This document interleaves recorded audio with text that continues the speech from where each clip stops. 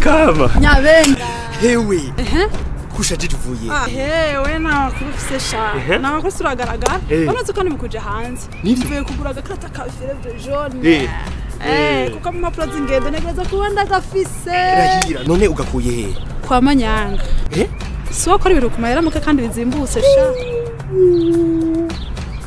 Kama ndakubwiza ukuri uribwe. No gatanga ibindi wambwira wewe. None gashara ari kubigenza gute ko ntazahandi bakagurira. We nuzi ko ari tangazo ryo gusohoka ritanzwe n'umugwi w'igihugu jeje gucandaga. Yagatwo. Urucanco rwa fièvre jaune rutangwa iminsi yose y'akazi kuva igihe cy'isaha 1:30 gushika igihe cy'isaha 9:30 mu mugambi w'igihugu ujejwe gucandaga PV. Urumva urwo rucanco ururonswa rimwe mu buzima bwose.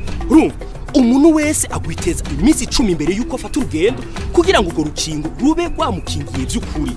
Ubizi abantu bose rero baramusa urwo rucanco kiretse abagore bibungenze n'abana batarakwiza amezi 9. Ubwo ntiruzimvye. Urukingo ubuzima bwose. Ni ibihumbi 38 gusa uriha muri obe canke muri berbe. 38 gusa. Mana yacu uriha muri obe canke ukariha muri berbe. Urumva ukacuza muri peve ukerekana igitasi. Urumva hama bakaca baguha urwo rucanco bakaca guha niyo karata. Ikarata nayitakaye. Urumva uriha ibihumbi 3 gusa.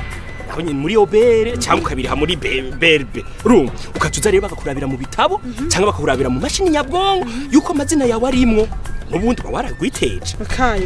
Yewe kayewe nyabe. Elaga ndibwa wa muhungu we. Ibihumbi 38 gusa. Merije gutanga ibihumbi 50. Atanga urucanco na ronse. Aho wagize imana ko twahuye. Aho wari kuzofatirwa ku kibuga c'indege. Urumva kuko bajya babijejwe barazi gutandukanya ikarata y'amagendo n'ikarata nyayo. Aho wowe na manyanga mwari gufungwa n'urugendo wari gusiba. Oya. Hewe. Sawa.